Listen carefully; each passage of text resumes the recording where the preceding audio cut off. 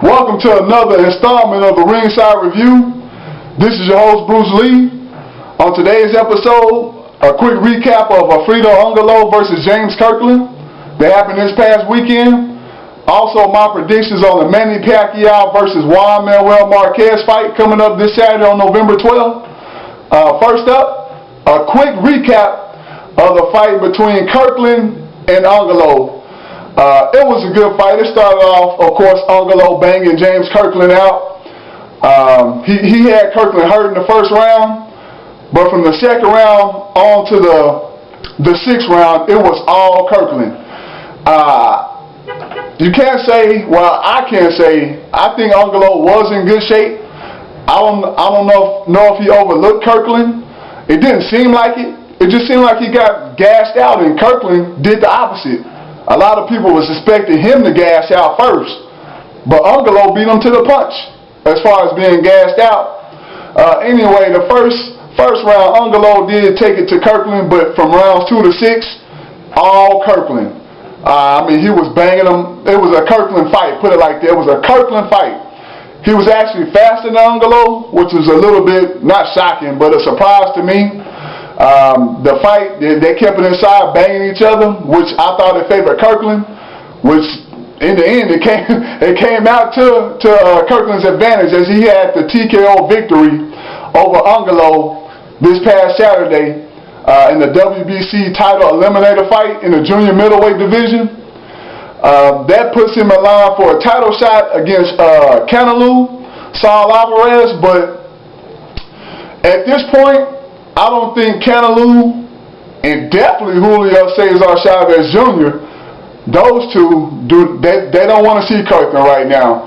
First of all, Canelo is still, I know he's been fighting in Mexico for the longest, but he's still kind of fresh. He is the WBC junior middleweight champion, which Kirkland would smash in my opinion at this point in his career. I don't know what Golden Boy is going to try to do. I take that back. This is boxing.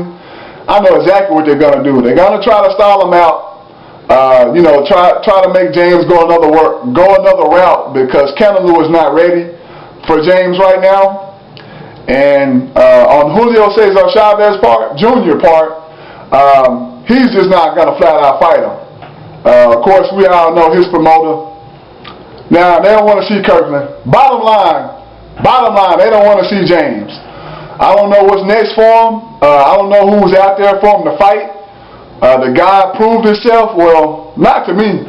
He proved himself to a lot of fans out there. I actually seen the pit bull look in this guy's eyes. The dude is hungry. The dude is real hungry. He can eat about 20 pounds of steak right about now. He is that hungry. I seen it in his eyes, even though he did lose in April, but I did predict Kirkland to win by TKO, knockout victory in round 8. But he went ahead and finished it early. The ref stopped the fight in 6. But anyway, I don't know. I'm still thinking, what's left for James Kirkland right at this point? Not what's left, but what's out there at this point?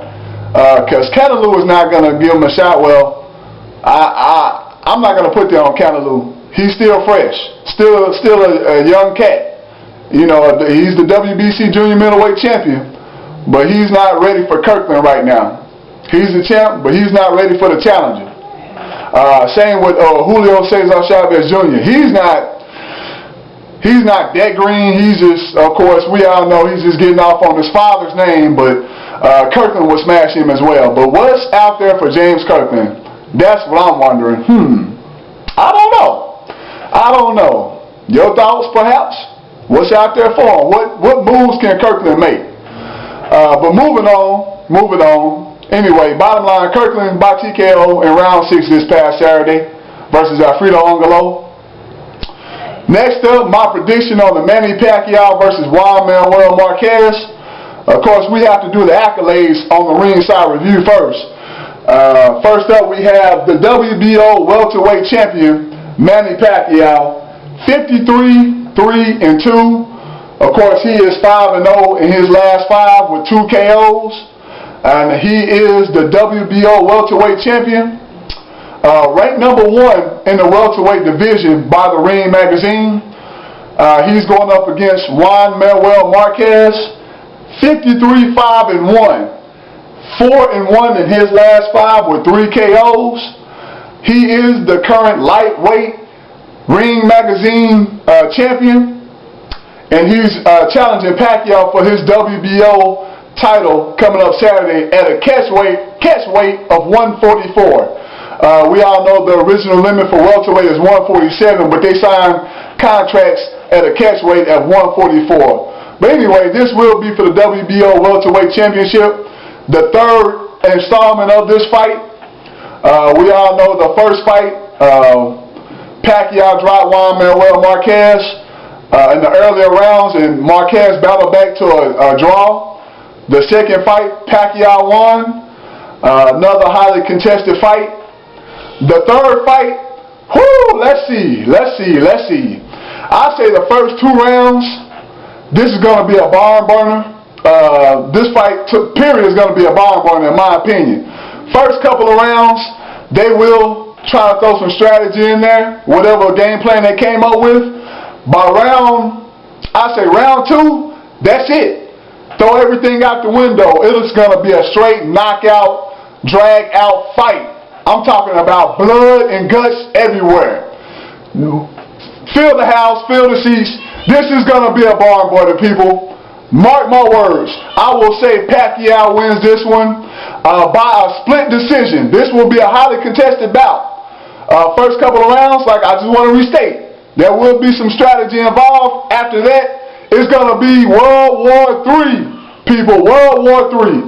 But I have Pacquiao with a split decision coming up this Saturday. He will retain his WBO welterweight title.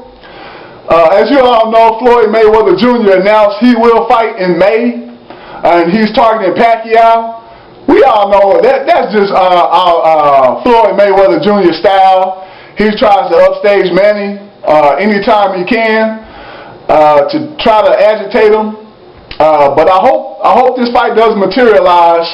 But he's looking forward to fighting Pacquiao from his advisors. That's what they had told the media on ESPN and several more other outlets, that they're targeting Pacquiao. But once again, Floyd Mayweather Jr. tries to one-up Pacquiao whenever Pacquiao has a fight. I don't have a problem with it. I just find it funny as heck.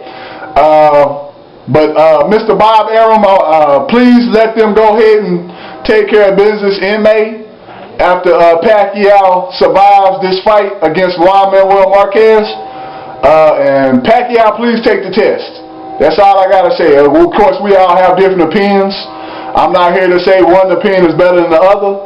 So if you disagree with me about this whole testing situation that he's not willing to do, or some other antics going on, feel free to leave me comments.